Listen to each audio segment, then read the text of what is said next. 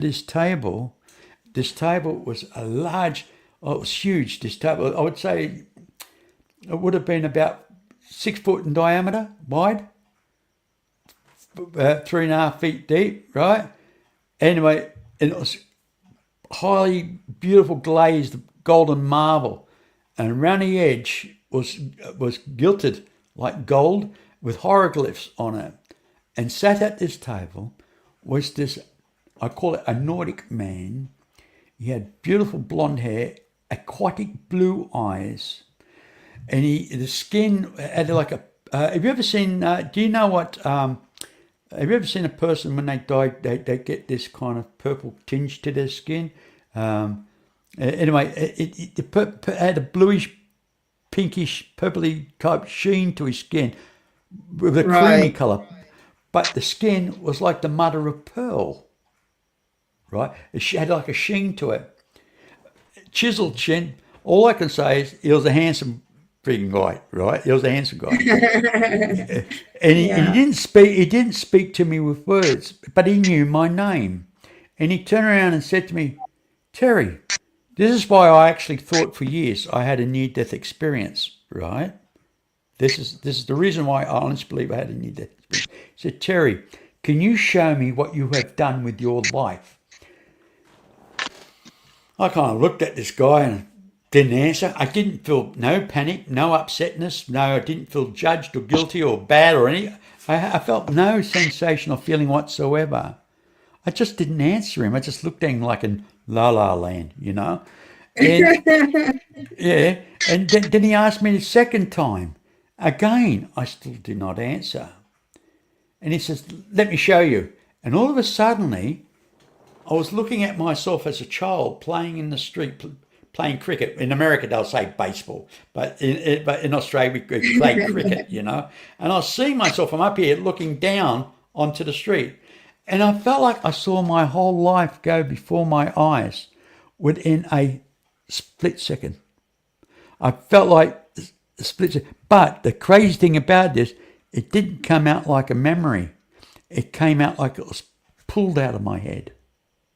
It felt like it's like something pulled on it, like elastic band, pull that information out. It's a weird sensation. And then Interesting. and then this man said to me again, "Now can you tell me what you have done with your life?" Again, I did not answer. And he says, "Well, I'm going to tell you now. During life, you're going to come to a crossroad. If you make the right choice, everything will be revealed to you. That I promise you. Nothing to be feared." And then he said, "Now this is the closest you'll ever get to death." That's what he said to me. And as soon as he said that, I woke up Wow. with a punch in my chest, swung my feet out of bed, grabbing my breath, profusely sweating. I felt freezing cold, and my partner, I wasn't married at the time, my partner that was with me at the time started screaming. And I thought, okay, what's going on here? Oh, hey, oh, we got somebody else in the house here. Just bear with me. Yep, Mr. Bauer joining. Good day, Robert. Mr. How are you? Bauer, how are Anyway, you I'll doing? let me finish what I'm saying, right? Greetings. Anyway, Hello. well, anyway, my partner at the time You were started in saying, bed. "There's a bit of an echo there. It must be Robert." I'm on headsets. I don't hear any echoes. You guys hear Well, echo on me? when No. well, I haven't opened up any other, I'm nothing on a else is cell phone open. in the middle of the forest. Anyway, I can hear myself echo, but nothing's changed for me, only excepted you there. Anyway, as I was saying, So what happened, Terry? my partner turned around and said to me at the time, "You were floating above the bed by about couple of feet, 2.5 feet to 3 feet, you're floating. She's saying, you're possessed, you're possessed, you're possessed. Now, she was pregnant with my son at the time. And off she went, right? She packed up everything that night, so freaked out about it.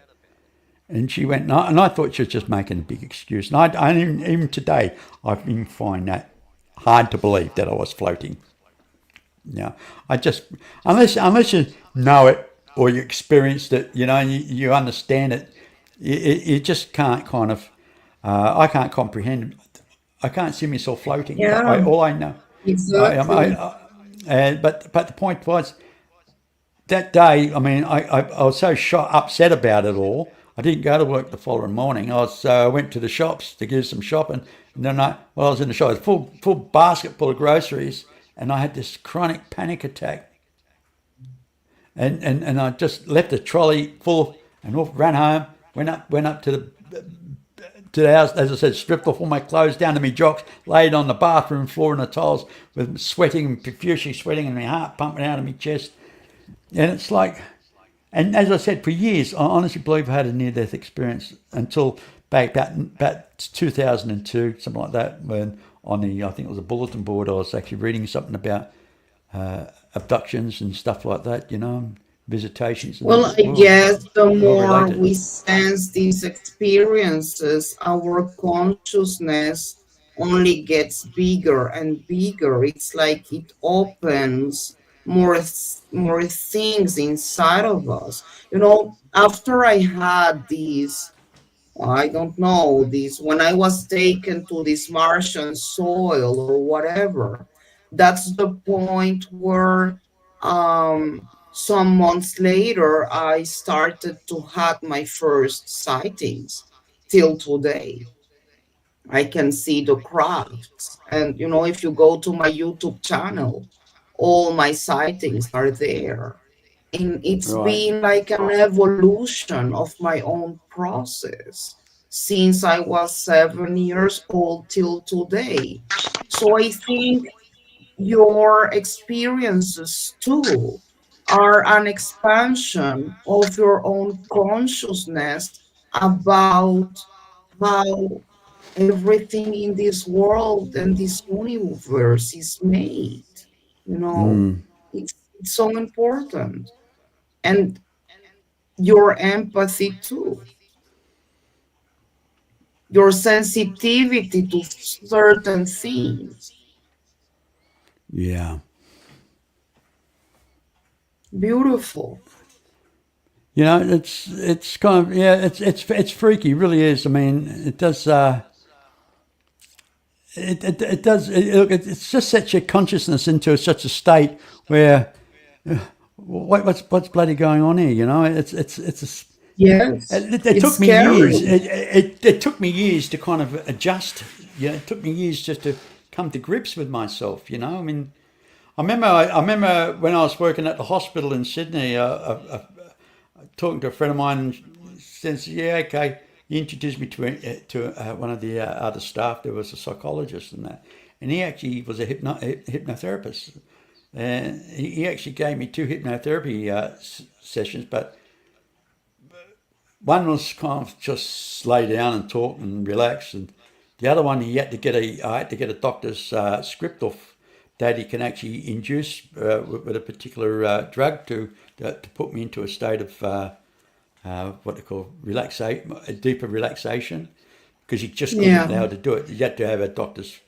So he organised that, and he did that, and I don't remember everything I experienced from that so much, but what he told me kind of was a bit of eye opener, because apparently what I gathered, everything that happened with that being with the blonde hair, that Nordic, it's all subconscious thing. It's all a projection in my head. I was actually on a table. I was actually being prodded, and all these other weird things been happening to me. Yes. So what I was experiencing, but what was really happening, are 2 totally different things. You know. So, Yes. And so welcome, Mr. Bauer. How are you? I'm outstanding and above average and getting better. Thanks for letting me come in. You mentioned, I heard somebody say remote viewing while I was listening in the background. I said, oh, well, need to have a conversation about that. I just did a show with Naeem Vendreas on my channel called Documenting the Future, and he was one of the guys with the Future Forecasting Group that saw not only the Trump assassination attempt in vivid detail and documented fully, but he also saw Musk in the White House almost 2 years before that actually occurred. And so we got into the whole concept of what remote viewing is, the idea of non-local consciousness. And we both kind of zeroed in on the fact that it seems as though we're entering an age of consciousness.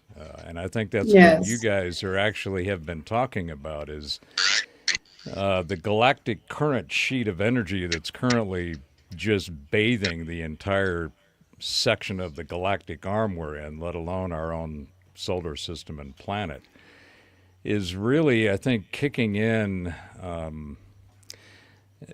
We're going through an awakening. I think that awakening is resulting in a revealing, and that revealing is resulting in a rethinking, and that rethinking is resulting in a reimagining. So the point for me about what you guys are talking about with these experiences, I think that those are expressions of what we're seeing as a result of this energy flow that's coming in. There's a complete frequency shift afoot. And that is enabling more and more people to tap into the innate capabilities and functionality and characteristics, nature and habits of consciousness. Being able to... And I thought you would, Polly, because as I was listening to you, I'm going, I think we might be on the same frequency field here. I think what's happening is the real expansion of consciousness, those innate characteristics, capabilities, habits, nature, have been some of the most suppressed and obfuscated capabilities of the human experience that humanity has been subjected to.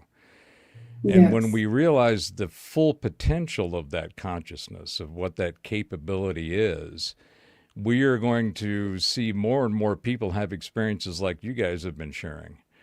The connection to the infinite field of frequencies where reality and the etherium and the materium come from is where all of these different, I call them our cosmic cousins, all these other entities that we seem to have a lot of allegorical and anecdotal experiences and stories of. And the more this frequency shift continues to engage and ramp up, because I think we're only at the beginning of it. I think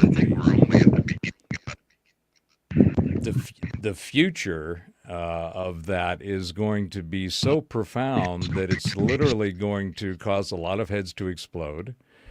You have a lot of people using terms like, this transformative expression into another dimension. I think all of that, just like B was mentioning earlier, I have a particular rant on this whole ufology thing, because I think just like the paranormal field, these people they're arguing amongst themselves. They're all, going back and forth with all of this nonsense. And I think, okay, all you guys are doing is you're arguing amongst yourselves, and you don't realize you've already won. The folks that are believing in some cosmic consciousness and other dimensions and other entities, yes, you're right. But it's obfuscated, and you're still dealing with an old paradigm and the way that stuff was constructed to keep people from knowing the truth. Right. So we're really starting to expand and experience this another level, if you will. Actually, to me, it's actually it's a different degree of consciousness. And I personally have never had any encounters. I've seen maybe 4 or 5 oddball aerial phenomenon. I have not done any astral travel.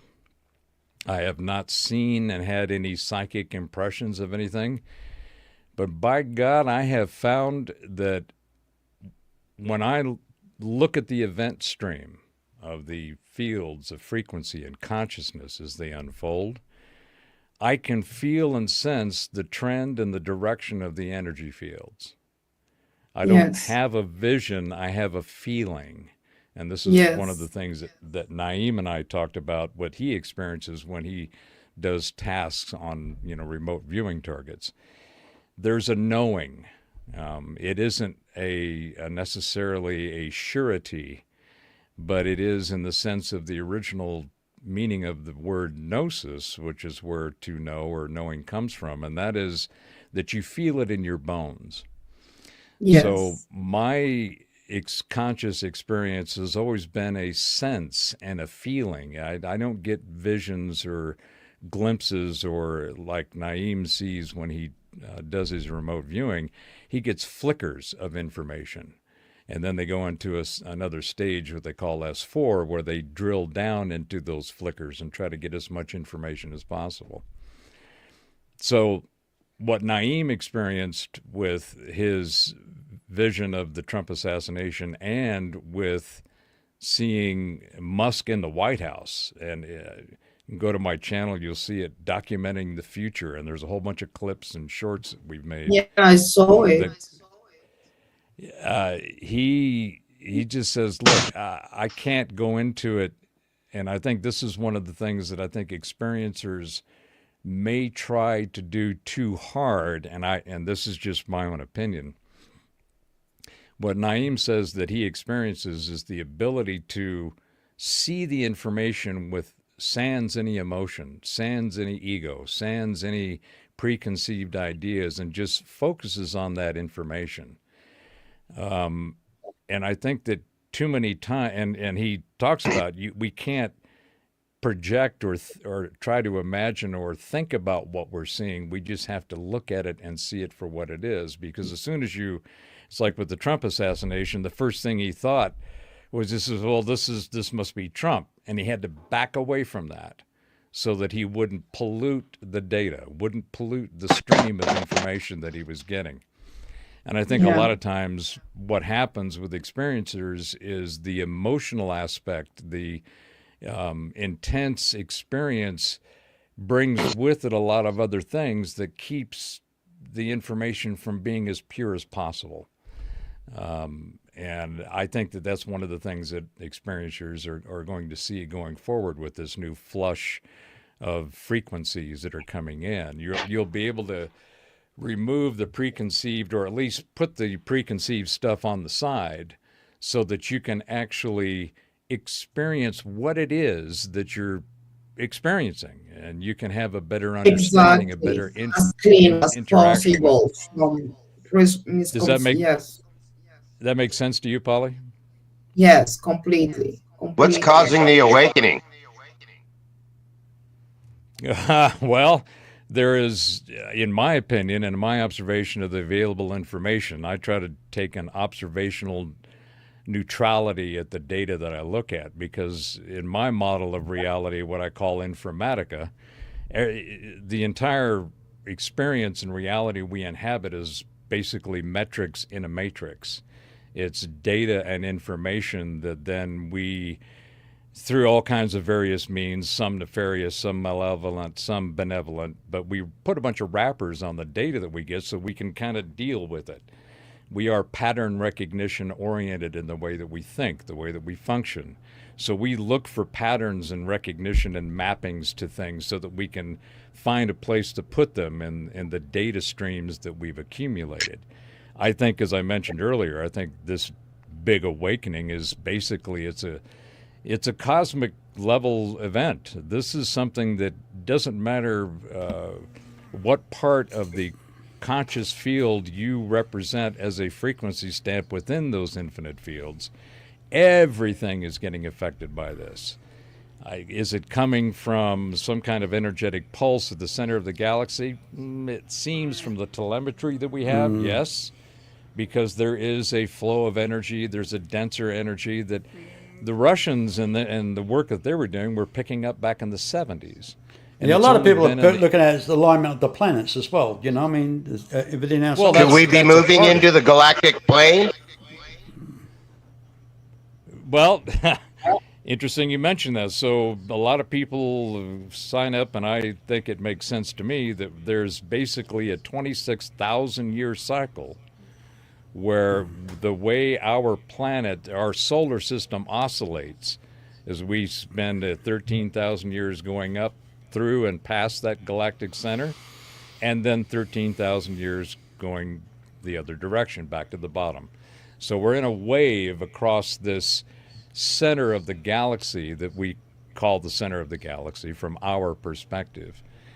And you can tie all kinds, if you listen to Russell Carlson or Randall Carlson or even Graham Hancock, a number of people have done a lot of data research on what are these cosmic patterns that seem to be cycles within cycles that have been documented since the knowledge of humanity became the knowledge of humanity. The oldest data set that we have is astronomy.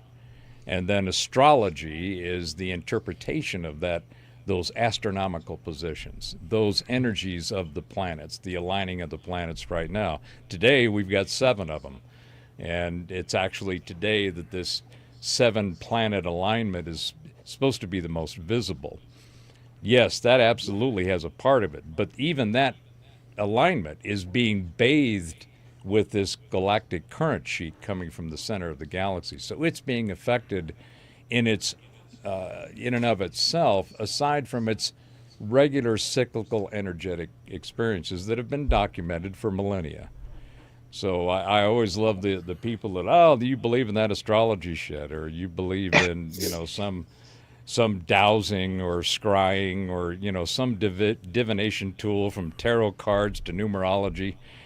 And you have, to me, those are all just different ways of tuning into the infinite field of frequencies. They're just different tools to see what's going on.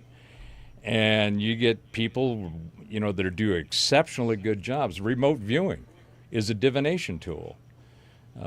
And watching people like Naeem and Dick Algire and Daz Smith and Edward Reardon, Brett Stewart, there are John Vivianca. There is a host of people that have taken a scientific methodology, process, and system to attuning consciousness into that infinite field of frequencies. And that's how they are able to go find and see information. It's like basically standard analog radio and kind of dial into that radio station, right? You get to one side of it, you get a little crisp, and it's kind of foggy, and then you get that one point where it's really crisp, and oh shit, I lost it, and I've got to go back in, and you're constantly dialing in. So, to me, yes, this change is happening both organically in the sphere of reality that we seem to inhabit on this planet and within this group of planets called our solar system. But it's also being impacted by the galactic. This is a galactic shift. This isn't a solar system or a planet or even a person. This is everybody. I think we're moving into the galactic equator. Well, actually, but these frequencies are not consistent, because even with waves modulate.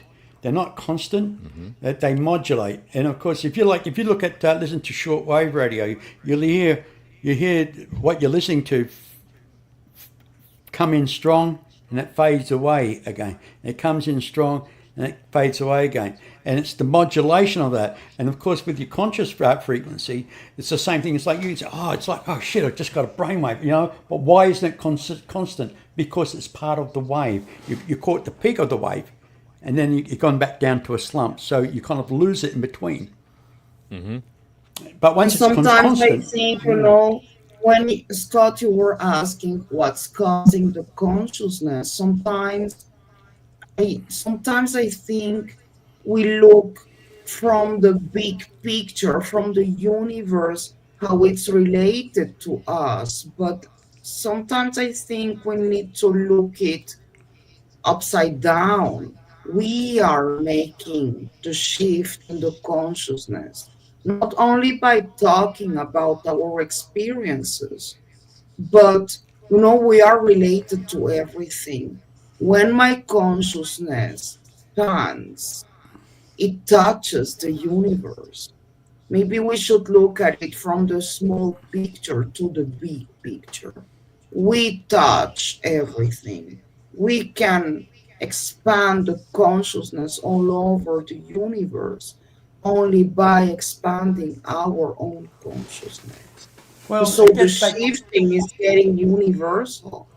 to the same to the old situation we was talking earlier on, Polly, where we are spiritual beings. We're living in a three-dimensional existence, and what we call consciousness is actually a learning process. Because Exactly. how can a spirit being understand what it's like to live in a three dimension unless you experience that three dimension? Yes. So when you ascend, that knowledge you take with you of that experience, it's a learning process. So I don't think it's laid out. I don't think it's a matrix or anything or pre-programmed. I think it's just a lesson. We're here for a lesson to understand, know what grief is about, knowing what love's about, knowing what it's like to be hurt, knowing all the sensations this reality can throw at you. But when we ascend and we're back into the spiritual realm, I mean, if we whatever we are in that spiritual realm, are we kind of keepers of the gate, or are we kind of carers? Do we look after other sentient beings? I mean, who knows? I do not know. But the point is, it's a learning process, and that's what it's all Yes. about. Because how can you understand unless you've experienced it personally? I mean, that's just So my gift why on it. do this happen to certain people and certain people are non-believers at all? How can we change that? Well, at the end of the day, I don't think it's for us to change them. Change comes within themselves. It may not be their change may not come in our time, and we can't force it. But somewhere down the track, their own experience and their own anguish and frustration, it's like suddenly in their life the light might just come on. And maybe it doesn't come on, and they have to be reincarnated again to live this bloody life through again until they got it. I don't know. Well, Possible. I'll tag on to that, Terry, because I think you're heading in the right direction from the way I see it. We are individual. This goes. Let me go back to this. Back in the '90s, I was a part of this New Age nonsense that got proliferated and spewed a bunch of Excuse me, Mom. incorrect garbage into the minds of many. And one of them was, this idea of you've got to find the guru in you. You've got to go find the one. Seek and find and become with the one. And I was all about that until I realized that was a misdirection. We are already the one. You don't have to go find it. You have to become aware of it. So we are a frequency stamp in the infinite field of frequencies at our core. It's not. I think spiritual is the wrong word. Being in spirit is another wrong word. And part of the why it's important to me is in my philosophy that I call informatica is one of the fundamental tenets is language is the operating system of your mind. If you use words that have definitions to define and describe your experience in reality, you better check the definitions of those words because you're probably going to find that what you experienced and the words you're applying to that experience are out of match. They're not correct. And so language has been weaponized to control the sleeple of humanity over time. Right. The other one that the New Age movement just got all banged up was you got to be in the now. You got to be focused on the now. Be in the now. Don't be in there and that. And you got to be in the now. Well, the now, in my opinion, is a trap. You are never in the now. You're always in the next. There is never a now that stays. That is the now is a stamp of the frequencies in the infinite field of the event stream, and that becomes the past. It's a frequency that is stamped, but the next one is now already here. So looking for the guru in you, connecting with the one and being in the now, were all misdirects that I think kept people. They gave them hope, but it never got them anywhere because everybody's still looking for the one and being in the now. Even Eckhart Tolle and a lot of these guys, which I respect, they're pushing this, and it keeps people in a trap. The reality is, going back to your point, Terry, about reincarnation, I think, and learning, I think that what we go through, I call it an iteration, not a reincarnation. I think that the frequency stamps, once we are stamped in the infinite field, we are eternal from that point forward. We are always in the event stream of the infinite field of frequencies. We are always interacting with and cycling in and out of the cycles within cycles of the stream of frequencies, which expresses itself as energy that we experience. That's as simple as it is to me. Any interactions that we have along that event stream will happen whether it's in the etherium, i.e. the invisible, or the materium, i.e. the physical. I think that there's something about this particular iteration and this materium that we call, biology and life that we experience. There's something unique about it. Apparently, it has something to do with a training field for these frequency stamps that are constantly iterating. And you go through iterations to learn, to what Terry was saying. I completely agree with that. A lot of times people don't learn, and they have to keep iterating to where they do learn. A lot of times, and I think the majority of what we're seeing right now, is that there's a whole bunch of new frequency stamps around the planet. And these frequency stamps have not gone through enough iterations to learn from. They are still in that nascent early stage, and this is where the concept of old souls comes from. You've been iterating many, many, many, many times. And when you look at some of the, like the in the Vedic scriptures and teachings, you have this, eventually you reach this Brahma stage where you exit the iteration cycle, and you no longer have to come back because you have learned what you were supposed to learn, or gained the experience and the knowledge that you were supposed to in your frequency stamp iteration. Now you're off God knows where, doing who knows what with who knows whom.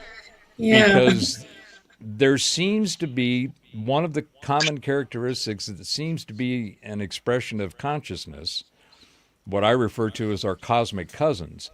There seems to be consistent characteristics across all of the different species that we've written about and encountered that seem to be humanoid in construct, whether it's a reptilian or a Palladian or an Archon or whatever. There is always a torso with a head, arms, and legs. It may be covered in different things. It may act and think in different ways, but the universe seems to have a proclivity for this humanoid construct. Right. So that to me is, it's a clear pattern. What it means, I'm not sure, other than just speculating that it seems to be a common characteristic of consciousness.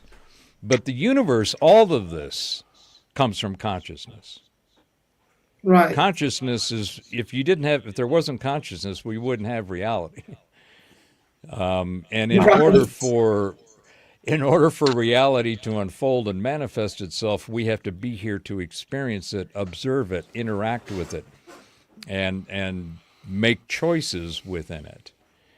So that's just, my kind of way of seeing that what we do. People like this guy, the one that you mentioned now, that saw the Trump attempt of assassination. Do you think people like him or us are at risk somehow from the government? At risk from the government? Maybe, they don't want people doing these things. Maybe they will want to make us disappear. Maybe they don't want us to know that we are able to do this and spread the voice that we are maybe all able to do this if we That's why they have work. disinformation. That's why they have disinformation to make people steer off into a totally different direction. They don't want people to be aware. So the government set up a system that anybody that thinks this way are cuckoo. So everybody think, yeah, crackpots, cuckoo. Let's not go down that road. So people don't take us serious. But if everybody started taking it serious, then then the government's worried then because people start waking up and start saying, well, okay, you can't be wrong and I can't be wrong. I mean, if we agree and we see the same thing, why aren't these people seeing it? I mean, Well, it goes to the point that you made earlier, and what Polly is alluding to. Yes, this whole idea of obfuscating the nature and the reality of consciousness, the innate skills that we have, has been intentionally suppressed for millennia because you can't if you want to control the folks, you can't let them have the reality that they inhabit because then you can't control them. And it's a Yes, double-edged sword. If you allow people to see reality for what it is, then a lot of the people that we talked about that are in their earliest iterations, they haven't gone through and haven't learned and experienced that much. That kind of information on how consciousness actually functions could be very dangerous to those people. It can be dangerous to the people around them. So there's some kind of balance where you have to have the information, and I think this is where the mystic arts, the mystery schools, the secret societies have been holding and caring for this knowledge for millennia. And they have been the ones that, have over time, and it was interesting, the period during the late 19th century, 1850 to around 1920, there was an explosion of knowledge being dropped out of the mystery schools, the Blavatskys, the Steiners. These people basically started to unleash the information because technology and science had taken over and removed what was typically referred to as the religious aspects, the spiritual aspects of humanity. And science right. was taken over. And the mystery schools said, we can't let this happen. We're going to start dropping some nuggets on noggins to get people to realize that they're being buffaloed and bullshitted into blank corners for their own nefarious purposes. But there was an explosion of that information, and They're definitely hiding craft. well, they have to, right? And they're hiding knowledge at the Vatican. They've been holding stuff out there for hundreds of years since the Vatican, was carefully constructed. But since day dot. and Terry's heard me blather on about this. This whole thing about disclosure to me is again the wrong use. It's a wrong word for the wrong purpose. Exposure. Yeah, they're not disclosing anything. The whole idea is, their main theme is, well, we're disclosing that we're not alone.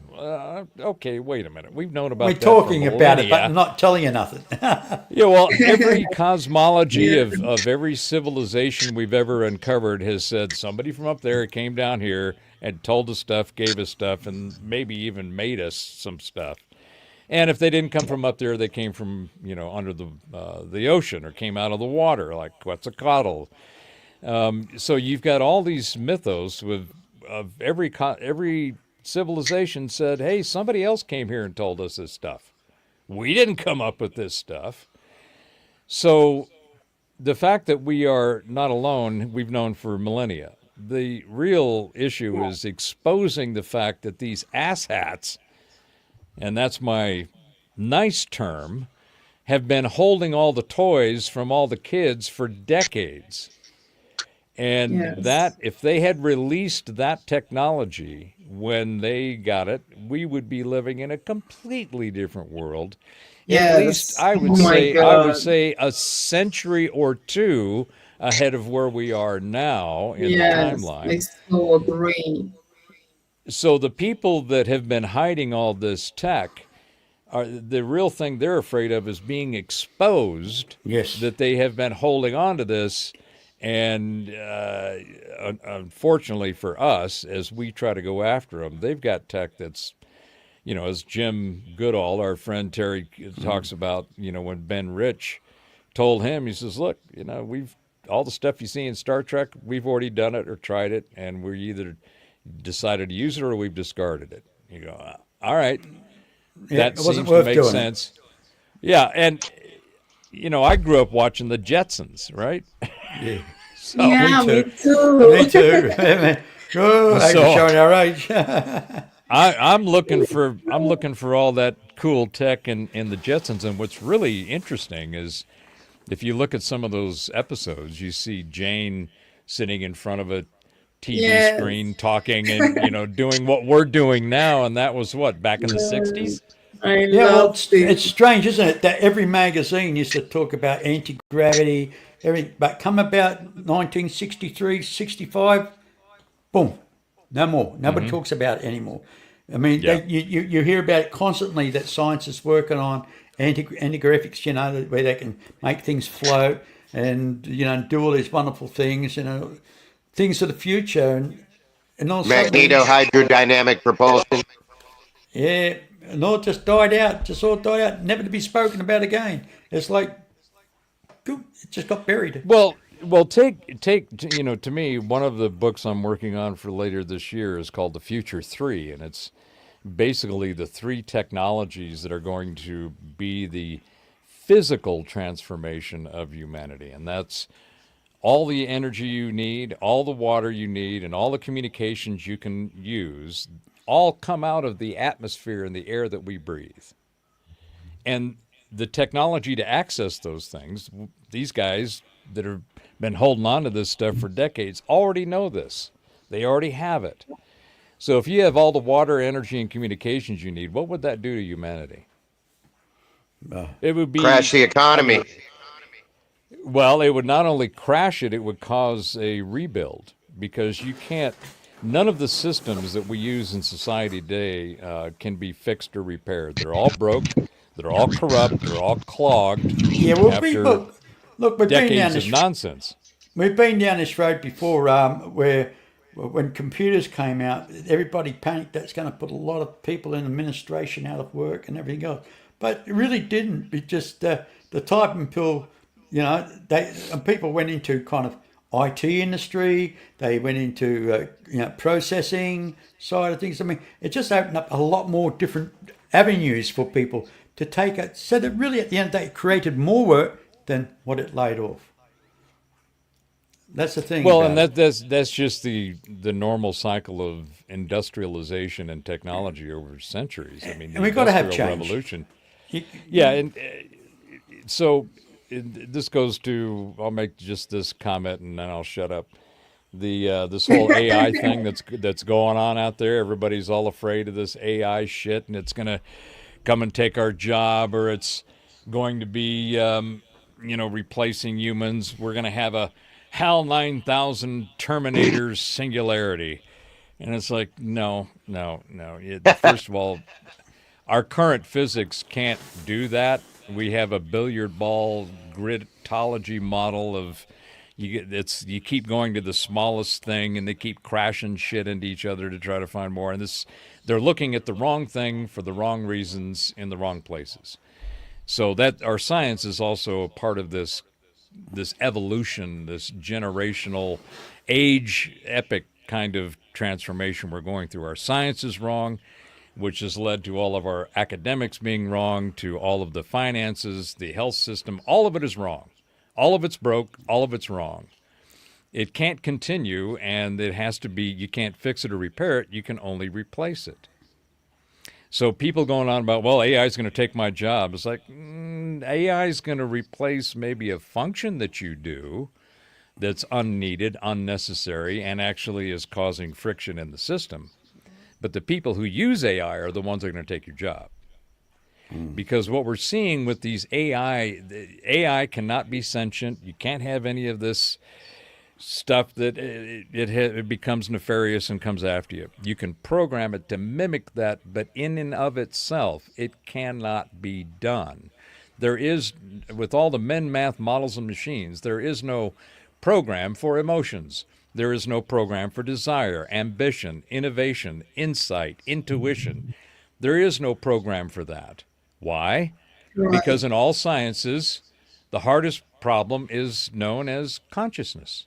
The observer effect screws up everything that these people try to do. Quantum computing is another example of complete bullshit. Quantum computing requires a complete isolation, not only from any humans in the area, but from any of the humans knowing when it's going to be set off to do its calculation. Why did they go through all of that? Because the observer effect. They can't have anybody looking at the actual computation of whatever they've given it. And even with that, it's only 70% of the time accurate after running it dozens and dozens of times before they even get an answer. So the quantum stuff, the AI shit, all of that is a bunch of, again, in my opinion, it's a bunch of stuff that's been obfuscated and purposely changed with the words that are being used to confuse people. What AI actually is nothing more than an expert system. It's designed to do a specific task with as much efficiency as possible. That's all it is. That's why you have hundreds of image generators, hundreds of video generators, script generators, podcast generators, voice generators. They're all individual agents, expert systems. So what I think we're going to see is, and I've got a clip up on my channel, I think what's going to happen is we're going to see, we're in the middle of the AI wars. It's the battle of the bots. And we're essentially going to end up very much like the dot-com bomb at the turn of the millennium. These guys, everybody's trying to outdo each other. They're all trying to put more functionality, more capability with less cost. And these agents are eventually going to become a commodity. The real advent and progress of these agents was you will be designing your own assistant. And your assistant will have all the information that you want, and it'll go grab the agents that will do those tasks, and it will assemble them into your own agent pool. And these will all be open source. So you can't have one AI is my main point. There is not going to be, Grok's not going to win, although Grok's killing it. ChatGPT, Claude, all of these are just the evolution of the eventual open AI assistant that will go grab these agents. That is where the efficiency and the productivity boom, I think, is going to be phenomenal.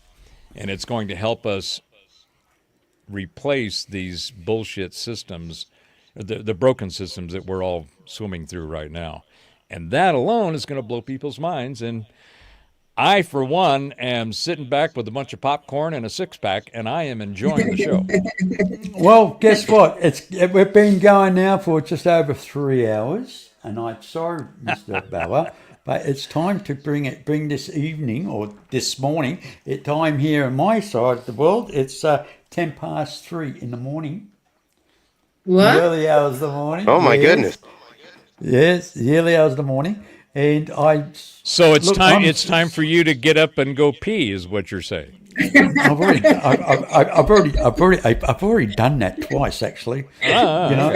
It's the old Tennessee. Oh, there you go. Why get The up?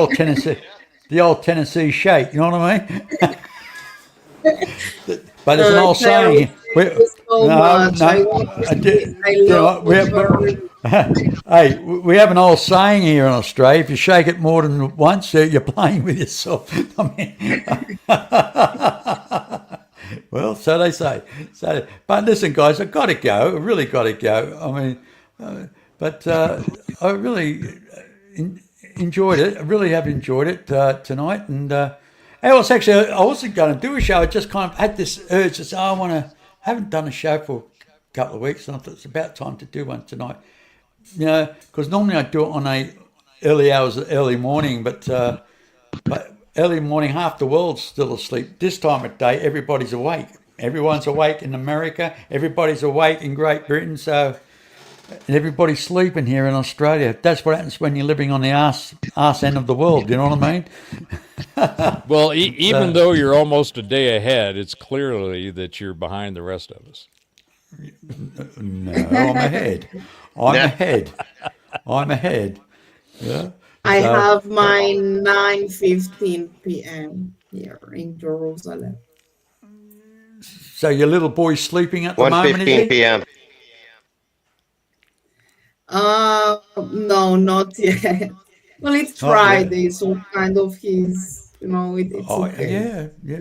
It's Saturday morning here, so again. So anyway, listen, Terry, mean, thank you. I hate to be a party pooper, guys. I really do hate to be a party pooper, but I mean, people don't have the concentration. I mean, I know you can turn it off and play a bit more later on, and everything, but people say, why do you go for 3 hours? Why do you go on for so long? Because people just do not have. People actually, believe it or not, have only got a 20-minute concentration span. Even they say if you're at a conference, say the most important thing within the first 20 minutes, because anything outside that, people are in their chairs, and that's a fact, So anyway, guys, I'm going to phase out. I'll let you guys go, and thank you for joining me, Polly. Wonderful having you on the show. So It I'll was great to meet you, Polly. Thank you. catch you later, Polly. Bye. And you there, Polly's the Scott. best. Yeah, Thank you, she's a lovely gentlemen. I'm lady. flattered for you allowing me to sit in. Hey, join us anytime there when you see us there, buddy. Give us a yell out, and come and join us. Say hello. Thank you, We're gentlemen. friendly, It's been very enlightening. Catch you later, buddy. Have a good one. Thanks, Scott. Anyway, Robert, I'll let you go. We'll catch up soon, and just got so much to do. I have so much to do. So anyway, mate, take it easy. Have a good one, Robert. Do the same, sir. Thank you. Okay, bye-bye now. Yeah.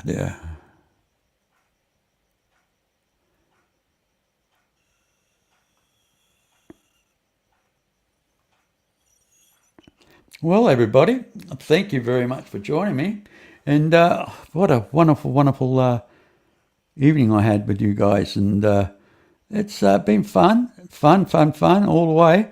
And I'll just phase out with a little bit of my music. I like playing a little bit of my music. So